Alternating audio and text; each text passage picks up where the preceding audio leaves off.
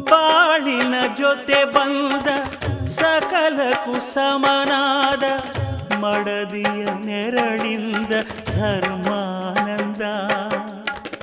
ಹೃದಯದ ನೋವನ್ನು ಪ್ರೀತಿಯ ಸುಧೆ ಮಾಡಿ ನಾಲ್ವರ ನಗಿಸುವುದೇ ಮನುಜಾನಂದ. ಬೆಲ್ಲದ ಕಣ